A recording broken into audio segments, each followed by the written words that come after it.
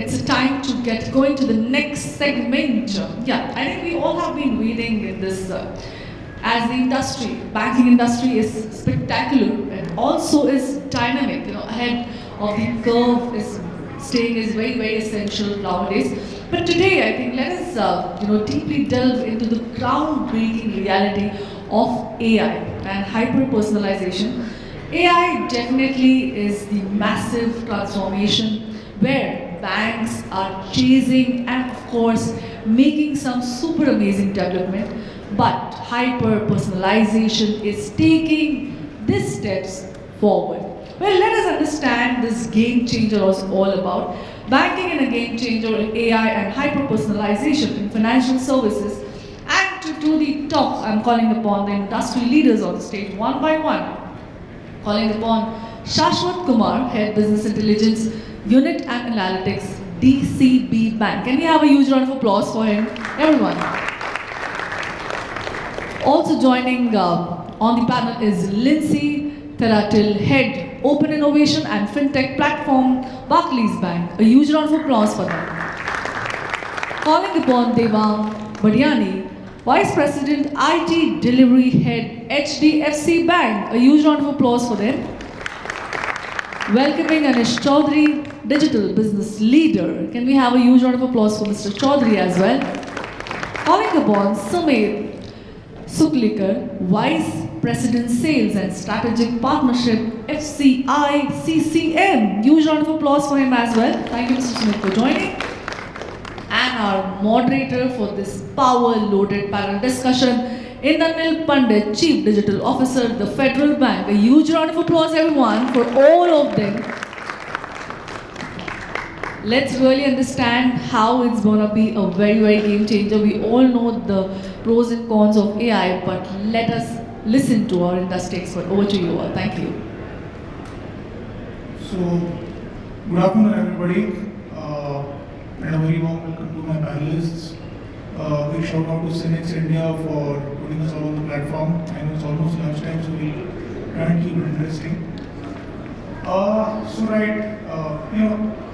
Ever since my days in engineering and when I was tinkering with the first rudimentary neural networks, I think it's been particularly gratifying for me to see artificial intelligence evolving exponentially in the last few years. I think what has really contributed to this is a multitude of factors. One is, of course, easy availability of data because of rapid digitalization, computing power becoming cheaper and much more plentiful. Discovery of new algorithms like the transformer architecture, a whole bunch of factors has resulted in, like I said, an exponential growth in the last 5 or 6 years. And where we are right now. So I think we have quickly gone from basic business rule engine kind of, I wouldn't call it artificial intelligence, but for want of a better word, artificial intelligence to RPAs, and now we are in the AI, ML / Gen AI kind of era, and we don't know where we are going from here.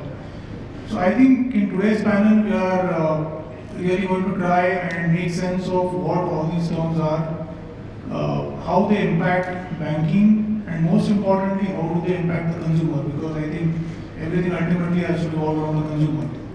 So I'll start off by requesting each of my panelists to say a few words, maybe a couple of minutes introducing themselves, their organizations, the work they do. So I think maybe we can start from Shashwat. Hi, good afternoon. My name is Shashwat.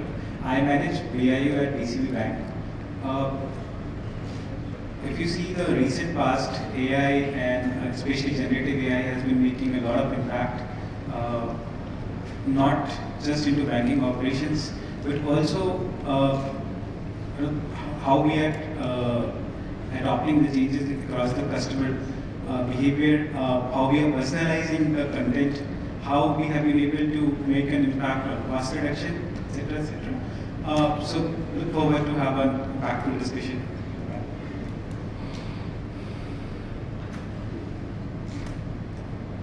Hi, good afternoon everyone.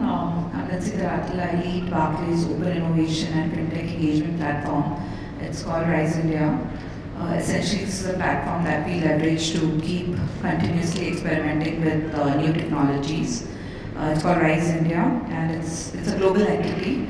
So we have hubs in New York and London as well, where again we are connected to emerging and very innovative fintechs across the globe. Coming back to AI, and all of you know, Barclays is not like a new player in the market, but we've been in the market for 330 years. Which also means that we are present in 40 countries and have 48 million customers. So you can only imagine the amount of data that we have. And this is a very interesting time for us, right? Because there's this, we've of course been leveraging AI right from its evolution, and it has continued to evolve, and there are newer ways in which we can now leverage the data and come up with insights basis that. So AI and its evolution is very interesting for us, and we continuously keep monitoring what's new and how we can do things better. The idea is not to make things automated. For us, the simple philosophy is whatever technology is available at our disposal, we will keep using it to personalize our customers' experience as much as possible. So personalized and human, without much human touch is what we are aiming for. Hi, good afternoon everyone. My name is Devang, Badiyani. I take care of the ABCD channel of the banking, which is the alternate banking channel. And currently we are responsible for customer portal and KP app, which contribute towards the deposits of 18 trillion of HDFC Bank. And recent performance was of around 15,000 CRs. And we are focusing right now on the customer engagement and the hyper-personalization area, which will help engage our customers with us more intuitively and contribute towards the bottom line of the profits. Thank you. A very good afternoon, everyone. My name is Anish Chowdhary. I'm a digital professional. I have worked in various spheres of digital, including building India's first low-code platform for lending. I've worked on super apps, and I've built at least 2 businesses which have been multi-million dollars, cutting across different industries, across banking as well as food and pharmaceuticals. AI and ML are very, very interesting topics, as we all know, and banking and financial services sector have been at the forefront of technology adoption since several decades. So today is going to be a riveting session to see how AI/ML kind of cusps across geopolitical factors, socio-economic factors, and the profitability and the customer experience that banking customers or financial services customers expect. So there'll be a lot of different hues that we hope to touch upon today. Thank you. Hi. Hello. Hi. I'm Sumedh from FCI. FCI as an organization, we work with BFSIs to help them grow their revenues from the existing set of customers. This we largely do through 2 aspects. First is working with the end customers of BFSI organizations, that is ordinary customers like us who use banks and insurance products.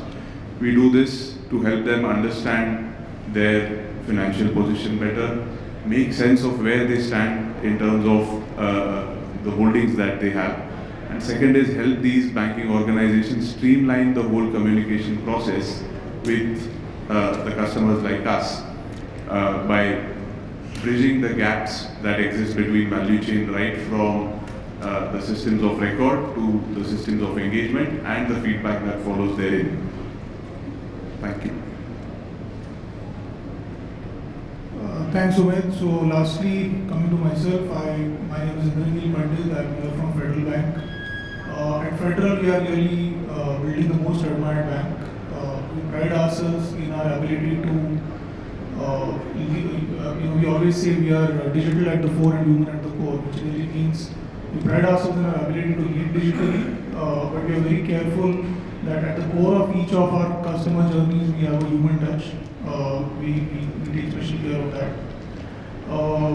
We run, I think, German into today's discussion, we run 300 plus processes on RPA. We host, I think, 550 odd APIs, or more than that. 94% of our transactions, customer transactions, are done digitally. We like to be innovative. We like to get the cusp of innovation. So we putting facilitating trade by putting EPNs on the blockchain or enabling use cases for retail and wholesale CBDC. We are there. I think it's gratifying that our work has been well recognized, be it in the field of digital, in the field of fintech partnerships, in the field of ESG, in the field of workplace diversity, and many more. I think we've been pretty well recognized. So I think that gives a brief overview panel, and I think we'll dive straight in. So my opening question will be to Anish. Anish, as somebody who's worked across industry and financial services, AI, ML, RPA, these are all words we hear every day, but they are kind of misrepresented, or they've kind of gone into the white noise kind of situation. Would you like to take some time to make some sense of it and give a broad overview of the field, and then we'll take it from there? Sure. So I think first of all, AI is not something which is new. It's, Genesis was 1950s, and what does AI mean? It's simply intelligent systems which can work with least amount of human interventions, and this field has evolved over a period of time. So machine learning, that we so often call ML, NLP, deep learning, these are all subsets of AI. And of course, nowadays we are all gung-ho about stuff like Gen AI, but those are again derivatives from NLP and then branching out through what we call as GAN and various other large language models. So effectively what we are talking about is, in a very simple terms, machine learning at basic level is supervised learning, where you train the data, you label the data, and then you train it. And that is the most common application that exists today in the banking sector, in the financial services sector. Moving on from supervised learning, you get into unsupervised learning, where there is trial and error and there's learning of the model as it goes. There are reinforcement learnings, like algo trading is a classic example, because it's difficult to just work with unlabeled data, so you allow the model to learn on its own, but with different feedbacks on how the markets and systems are performing. And then you move on to something like an NLP, where it is basis, you train the system to actually recognize human speech and process human speech in very basic terms. And then you have GAN, where you actually start generating texts and images on your own, and that's what the closer we get to Gen AI. Now, there is a lot of hype around AI ML, as you rightly mentioned, and I would say in India particularly, and globally also, we are at, on a scale of 10, we are at 1 when it comes to unearthing the potential. And what really happened was, in the mathematics and the decision tree logics, the computational logics were there even in 90s and 2000s. The biggest change has happened with the discovery of the chips and the computing power of the chips, and that's what we call as the GPU. So it's 2007 when the silicon chips took over, nano chips took over, there was a big breakthrough, and now with GPU, and we all know what's happening with NVIDIA, that's a classic case of breakthrough invention. And that has allowed the percolation of this Gen AI into consumer space. But I'll now fragment the hype versus reality. In my view, if you look at India particularly, from a banking perspective, as per my interactions and research, there are 3-4 key use cases and needs of customers, and then I'll come quickly to the use cases. As far as the need of the market is concerned, number one, I'll make some rhetorical statements. People love money, but they don't love banking as much. That's the reality. And today, the Indian consumers are wanting to, how can banking become more and more likable? And that's where the challenge for everybody is, that can AI ML make it more customer-centric, omni-channel, hyper-personalized, etc. The second need is what I call as the haves and the have-nots. Today, we have banking access and all is spread, but when you talk about financial inclusion, we are still having a huge credit gap of close to $20 billion on the MSME side itself. Even on consumer credit, you will find that at least 2 out of 3 people do not have proper access to credit. And same goes with agri-financing as well. So there's a lot that needs to be done in that space. And at the same time, when you have the haves, how do you provide better solutions and experiences to them? So the needs are vastly different, and the applications of AI ML also will be vastly different. The third problem that's staring us in the banking sector particularly is resource mobilization from the liability sourcing point of view. Because today, if you see the CASA balances, the term deposits, it's close to 175 lakh crore. It's growing at 15% CAGR. But if you look at the mutual fund AUMs, for instance, they are growing at 35% CAGR. They are already at 50 lakh crores. So this gap is going to get bridged, and therefore, how do banks and financial institutions raise resources is going to be a challenge, and AI will have a big role to play there as well. But today the applications I see mostly, ML is on underwriting, fraud detection, etc. And we are not talking about conversational AI, Gen AI, etc. playing a big role on chatbots. But there's a lot that is happening, can be done on other areas, especially if I talk about lending, it's around the overall underwriting piece. Collections is one area which is quite ignored often. On resource side, how do you get market mapping done? How do you do peer-to-peer maps done? There's a lot of things can be done on the back end on that as well. So there's a whole canvas out there. On a scale of 10, I think we're at 1. But it's a great time to be and keep experimenting and building. There are challenges, I'm sure we'll discuss during the course of the day, but it's important to get the context right, that it is just the start. And let's not get carried away with the hype. But I don't think it's a fad, it's here to stay. Thanks, Anish. I think that was pretty insightful. I agree with you because, like I did mention at the beginning, many years ago when I was in college, I tried to build a neural net to forecast dollar-yen exchange rates, and the problem there was having data. I think in India, fortunately, because of the India stack and all the digitalization which has happened in the last few years, data is something which is not in short supply. I won't say there's enough of it, but not in short supply. We are getting more of it. But yeah, I fully agree with you. I think some of the use cases that you mentioned cannot be solved unless there is data crunching at a massive scale, which only can happen through machine learning. Because humans are definitely more intelligent than machines, but they have small brains. You can't process the same amount of data. I mean, all of us work in banks, so I can tell you banks generate humongous amounts of data. I mean, it has to be seen to be believed. So, and plus you have real life data coming from the ground. So yeah, I think we are going to see a revolution there. Coming to Devang, I think I want to just ask you to brief overview on RPA and automation, which is, I think, the second part of today's topic. It's not a topic which is very well or very highly discussed, but like I said when I spoke about Federal Bank, it's an extremely crucial part. But Devang, if you could maybe give some overview and some of the use cases that you see over there. Sure. So just to understand my audience here, so how many of us are Gen Z and how many of us are over 40, say? And between 30 and 40? Okay. So basically, many of us would have seen some of the earlier tools, those who have played with macros and all. The story started there. So how to automate a little bit of your daily work. So people with macros. I remember auto hotkey, there was one tool which was there lying on my desktop where you can, press some 2 letters and then it converts into full text. So there are a few tools which started with that. Then we had the next layer of tech which came along, which allowed you to mimic and record the human activity on a particular desktop. And further on, the third layer of the tech stack which came along with the heavyweights of UiPath and automation anywhere, where they were able to create the process, and in between came the BPM layer as well.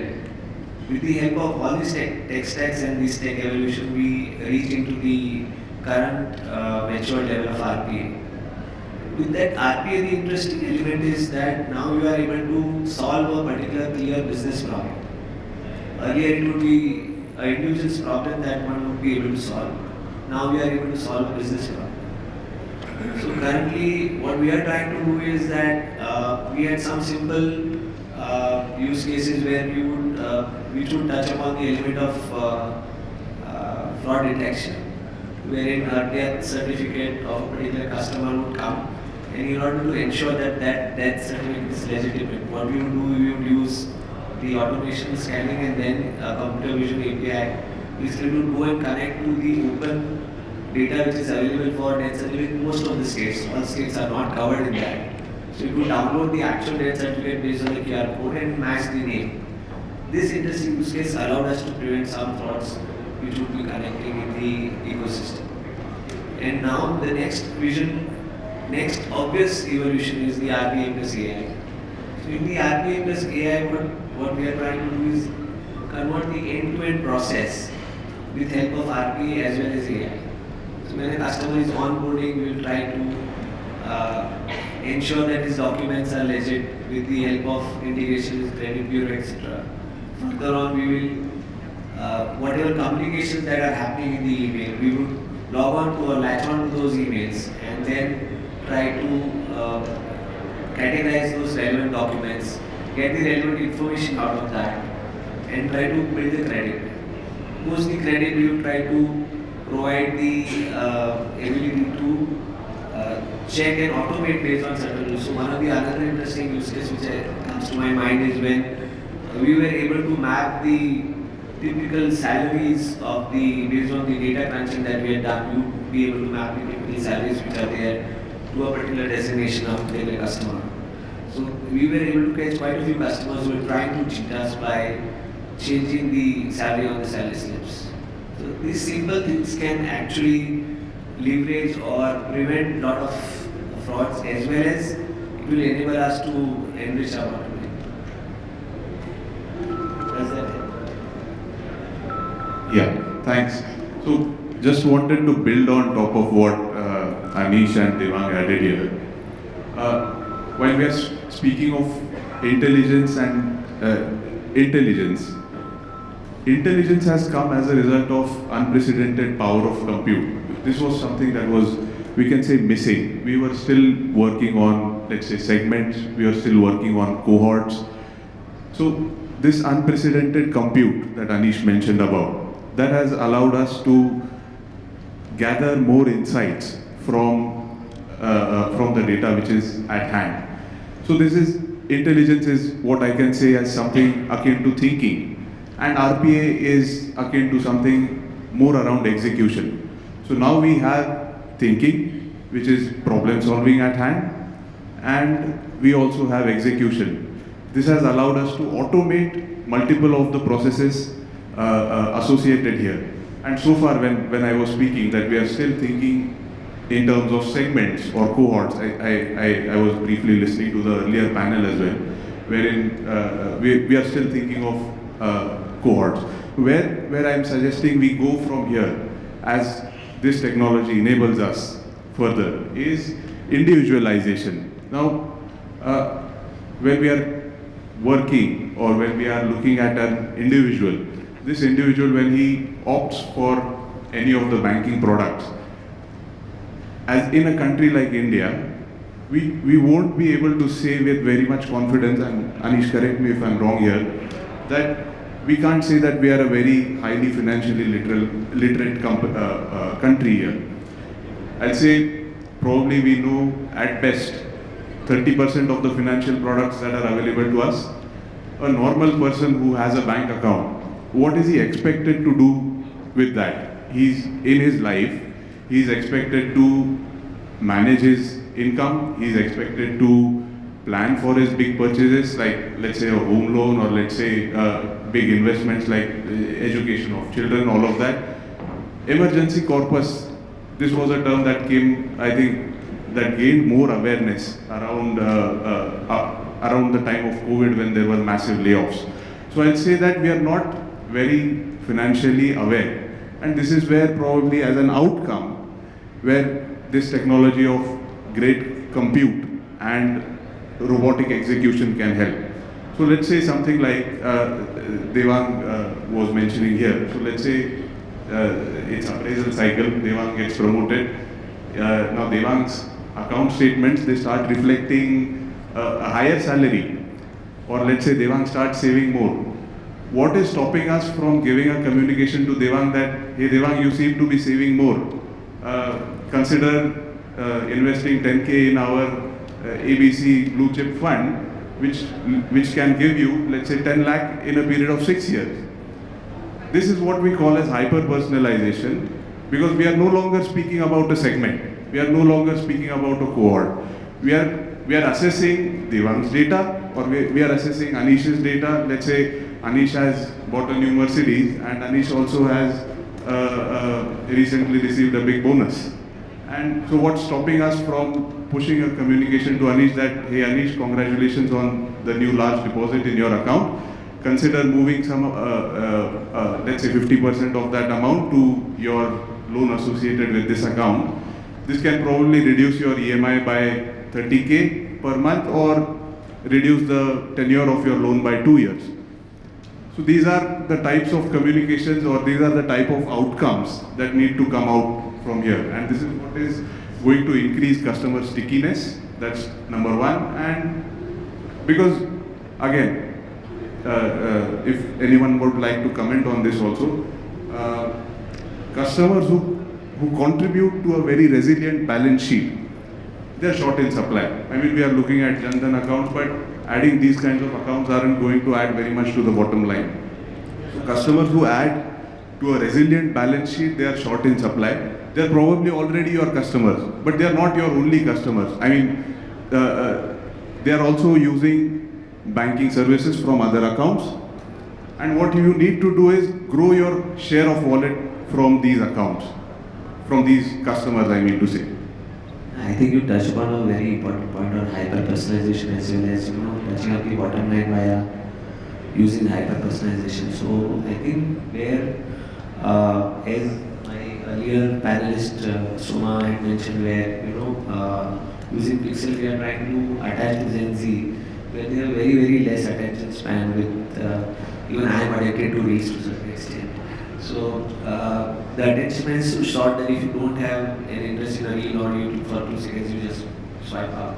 Similar is going to be the case when whatever communication we give to our customers. So in that sense, what we are trying to address with Pixel is give the power in the hands of the customers, but now the expectation is beyond that. They want to be like Amazon. They want to be it to be like more nudging to themselves. At the same time, you will have some customer segments who don't like that nudge. They feel it's an invasion of privacy.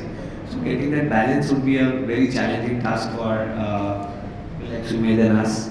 And more so on the hyper-personalization front, it is there are reports which say that it can directly contribute from 5 to 15% to the revenue of the particular organization. So it's here to stay, and it will be very, very interesting how we correlate these elements to the bottom line. As what you mentioned on the resilient customer, definitely if there would we have to create intuitive or more effective feedback systems to understand or monitor what things are working, what things are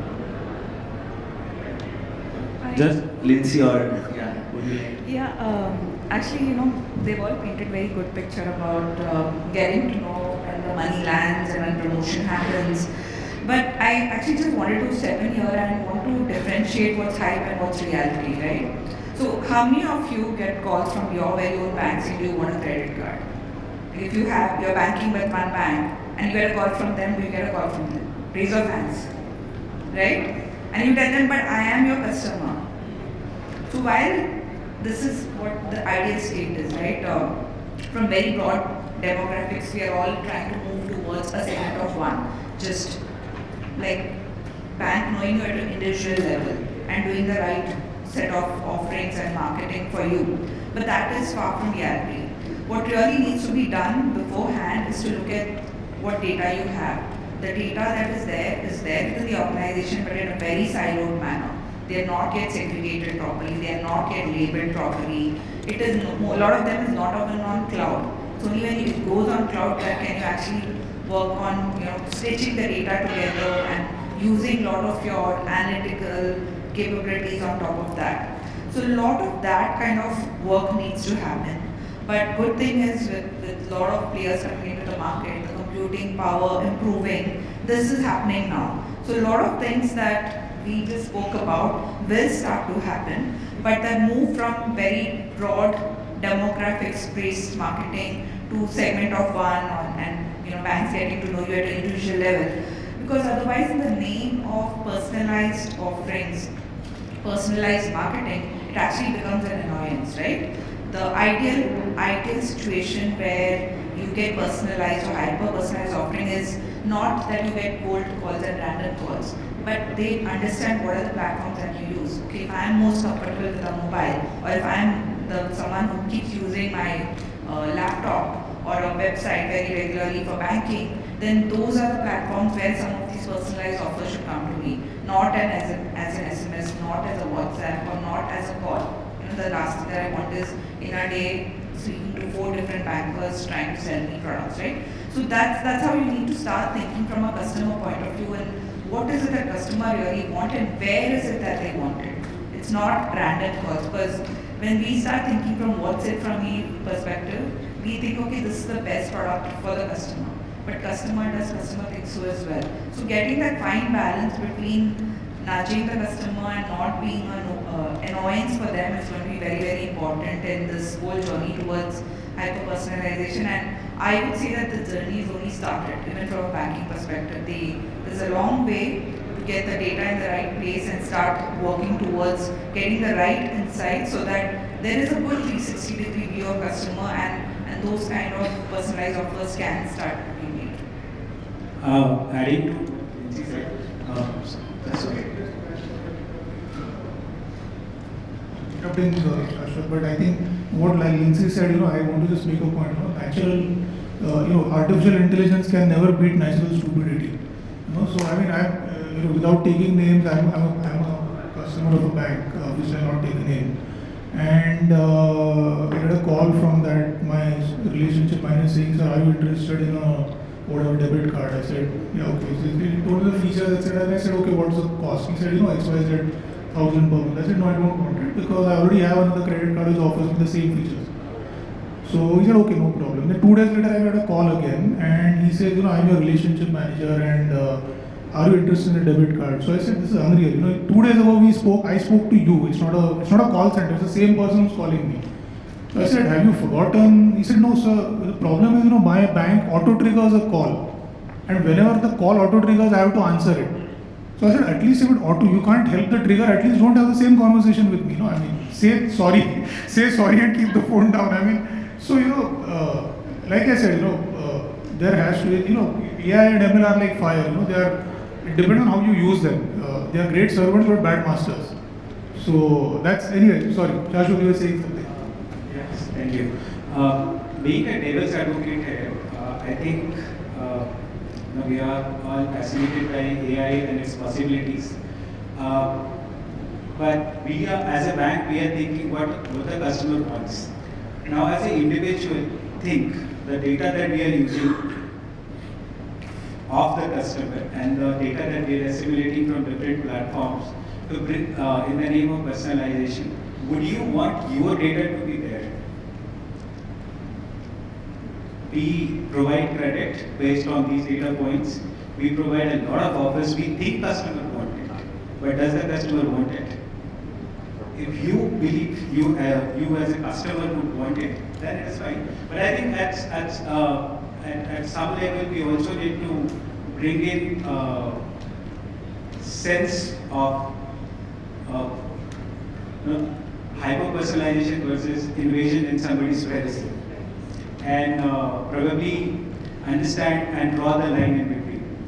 While doing this is my bread and butter, but I still wanted to bring that point in perspective.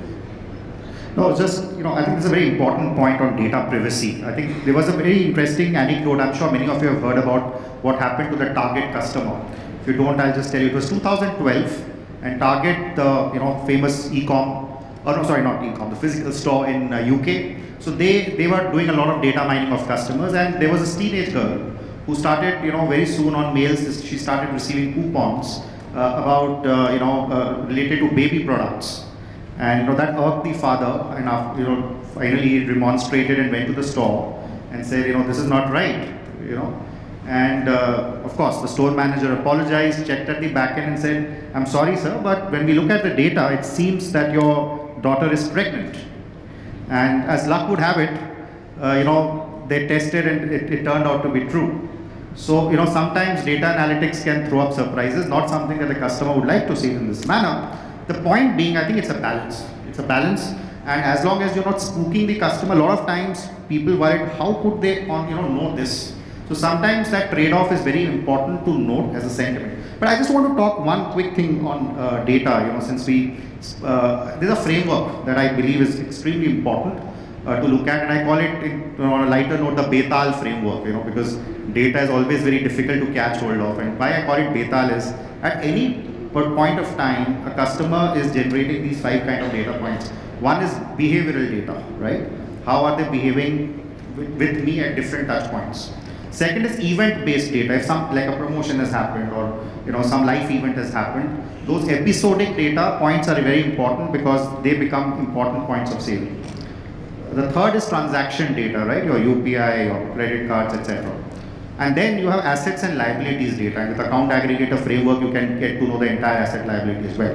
So these are the 5 set of data points that a customer is generating either with you in the bank or in the ecosystem outside the bank or the financial institution. The challenge, of course, is how do you bring all of it together because of silo-wise systems, because you have CDPs, CRMs, data lakes, and they don't talk to each other. So how do you bring them together? And of course, take care of the privacy part. But I think one thing which is missing and which needs to be resolved, the beautiful example you gave of that customer service representative, I think we are talking about a challenge where even before you put data and technology to succeed, you need processes to be in place. I think there is a huge dearth of thinking on that. And I think if humans continue to be stupid on that, then AI can take care of thinking processes through RPA. Because I'll give a classic example. There is a product manager who will think through, I need this particular software or this particular solution for a problem. They'll write a simple BRD or a use case, give it to the tech. But they will never mention the data fields that need to be captured. Right? Because you only assume what you need. The tech guy on the other side has no clue what data you need. And therefore, the amount of data we capture in a structured manner versus what we lose because of unlabeled or unstructured data, and I call it dark data, because it exists in the organization, but it's never captured in a manner which can be traced back. I think it's a huge crime in today's world. So I think these are the contexts which need to be resolved if we really want to leverage it and take informed decisions. I think you did hit the hammer on the nail, Anish, on the fact about the balance. Even to answer your question about hyper-personalization, anybody would love hyper-personalization. It's just when it goes wrong, it's problematic. I remember a use case of a chatbot. I forgot the name of the organization. It was a foreign use case wherein the chatbot wrote a poem.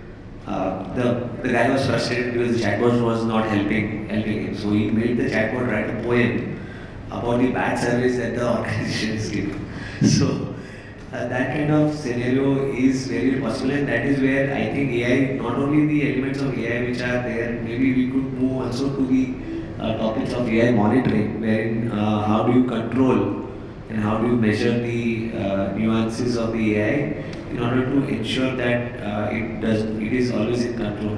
So our compliance and regulatory framework are very strict as when it comes to banks, where you need to be SOX compliant, you need to be compliant with other 𝐶oBIT, etc. Wherein that will ensure that there is always a human looking at the last leg of the transaction. But at the same time, on the unstructured data or the areas where things are not completely in control, it's there where we also need to have clear monitoring and catching mechanisms to catch such fiascos, as well as not allow the customer to get spooked by the transactions or the conversation that we are having with it. I think that's a very important point, and most of the times when you think about AI, it's all about hyper-personalization for the customer, right? But what makes it happen is if the customer service representative or chatbot or whatever medium is it that interacts with the customer is equipped with the right information.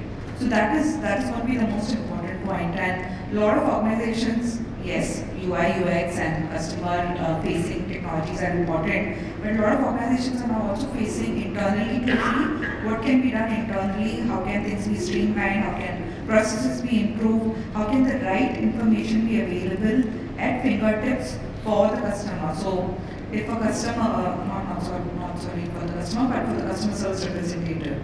So when a customer calls with an issue, you guys would have experienced, right, that the call keeps going on and they keep asking for again and again repeating the information.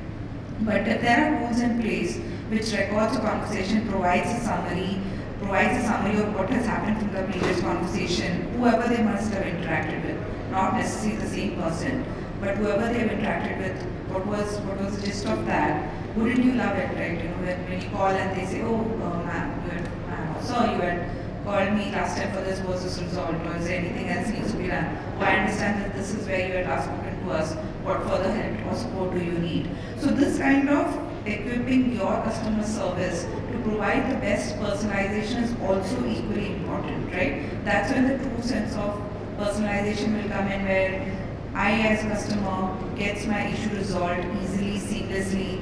I don't think, okay, now I have to take out 1 hour of my time to get this issue resolved.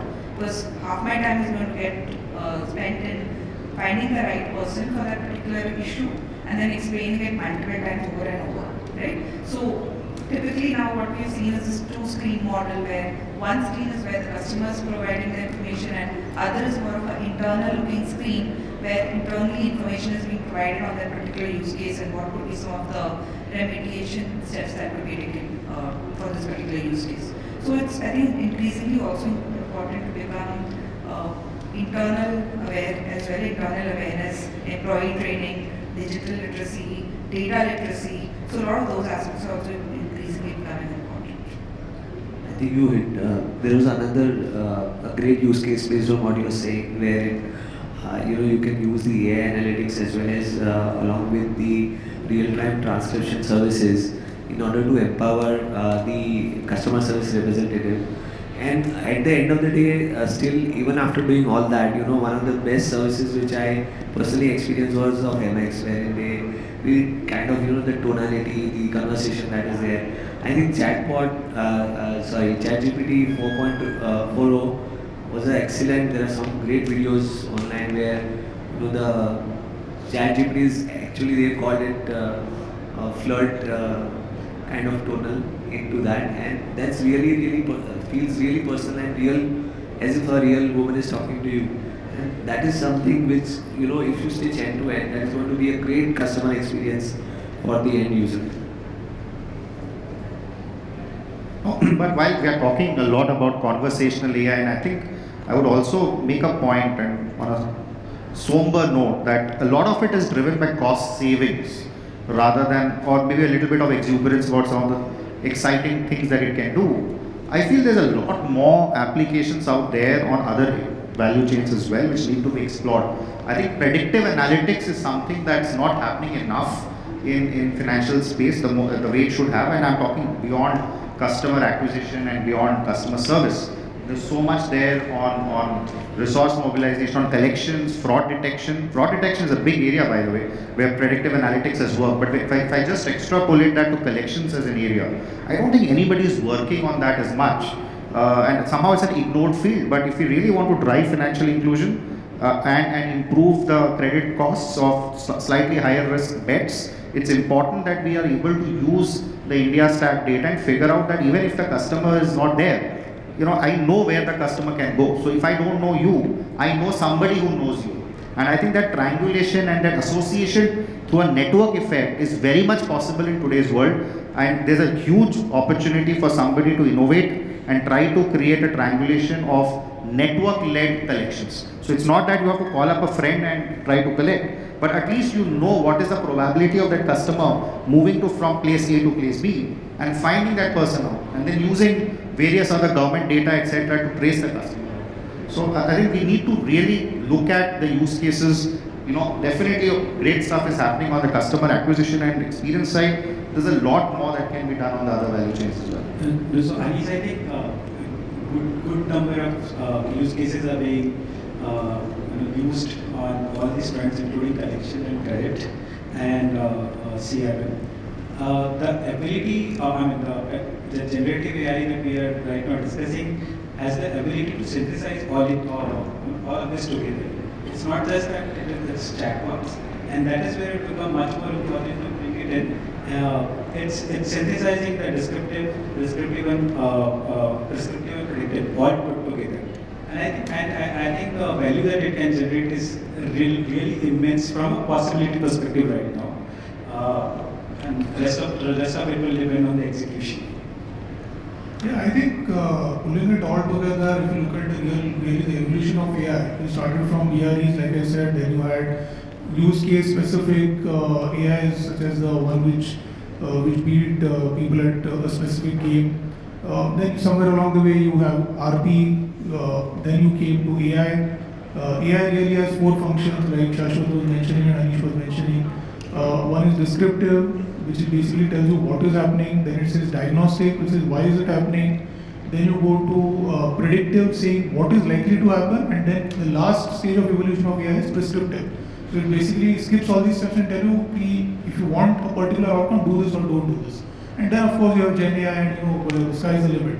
But I think what is coming out really is that, and I'll quote the example of, without taking names again, certain customers, certain companies who have been known for their customer service for the last 50 years, when they were, forget AI, even computers were not there.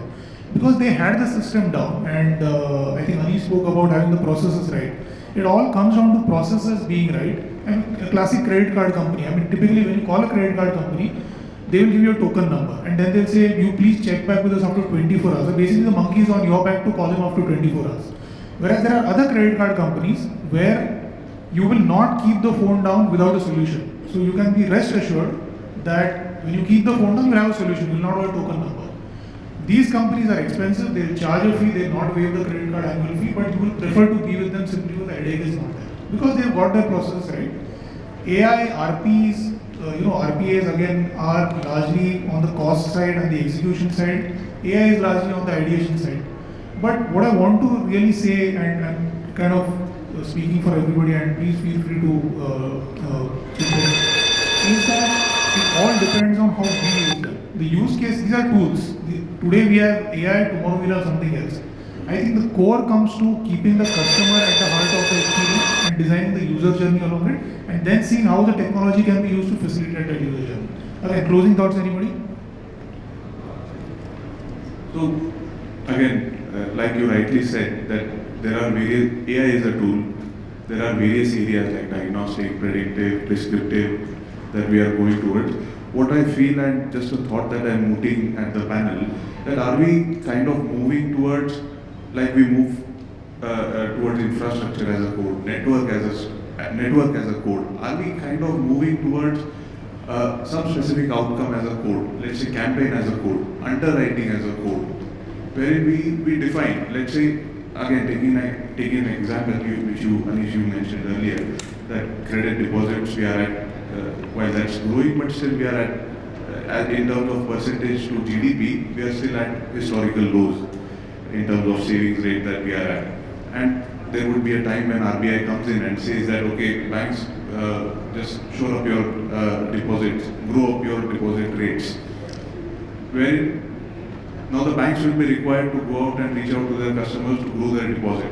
Are we looking at are we looking at a time wherein we just probably move a needle somewhere, wherein that, okay, I want my communication to be inclined towards deposit growth. I want all my channels to be inclined more towards these. Then the tonality falls in, the types of communication, the types of product that get pushed. So are we looking at moving more things in an as a code kind of a fashion? Any thoughts on this? As a quick closing remark, I just want to add one very different dimension is, we're talking about AI, but I am a firm believer in singularity. That day when the collective machine intelligence will exceed human intelligence, my view is it will be around in the next 10 years. So we are going to walk in uncharted territories as a country, and most of the tech is actually concentrated outside India. We are working more on applications. So the core deep tech is outside India, and with regulations, with consumer dimensions we spoke about, it's going to be actually a very, very challenging time as well. So it's very important. The reason I'm saying is, on one hand, there's a lot of opportunity. On the other hand, there are security, theft, and power concentration risks. It's important that every business, tech, irrespective of your functional expertise, every person is actually learning and picking up some of the basic fundamentals out here, because AI, ML, RP, I think is no longer a tech agenda. It's a common agenda, it's a business agenda as well. Okay. Just two closing remarks, sir. One is the element of the TCO which we need to be aware about. Any organization, we have seen the fall of many startups recently due to the TCO, right TCO not being there. And second is the ability, what you touch upon, is the ability to implement. So idea सबके पास है, one who can implement to the core, which touch the customer, that is the one which will win. I think ultimately when we speak about all this, security and privacy has to be kept in mind, and that has to be balanced with whatever opportunities you're exploring. So if you're looking for a future career path, that's two places you can focus on. Like in the last panel said, content is, for AI and RPA, execution is the key. And if we need to get the data right, we need to get the framework right, we need to get the use cases right to make it work. And that would be my closing remark. Superb. Thanks. I think we're at the end of our allocated time, and I hope all of you enjoyed this discussion as much as we did. So thanks to the panelists, and thanks to the wonderful audience for listening to us patiently. Thanks.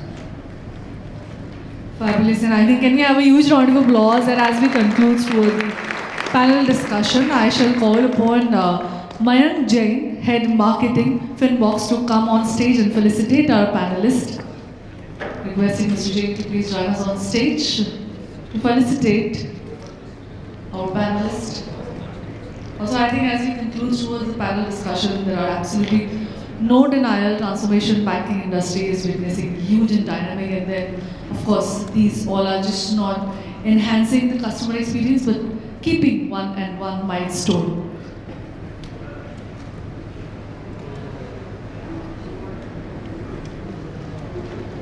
Once again, calling upon 𝐷𝐸𝐺𝐻 Jain, Head Marketing, Finbox, to please join us on stage to felicitate a very dynamic panel. Well, thank you, panelists. It was absolutely amazing discussion. There are super amazing insights from all of you. Great to have you all board. Once again, one by one, I'll call upon the panelists on the center stage to accept the memento. I'll call upon Shashwat Kumar, Head Business Intelligence Unit and Analytics, DCP Brand, to please accept the memento. Kindly join us on the center stage here. Can we have a huge round of applause for Mr. Kumar? Thank you. Calling upon Lincy Therattil, Head Open Innovation and Fintech Platform, Barclays Bank. A huge round of applause for her. Fabulous insight, man. Amazing.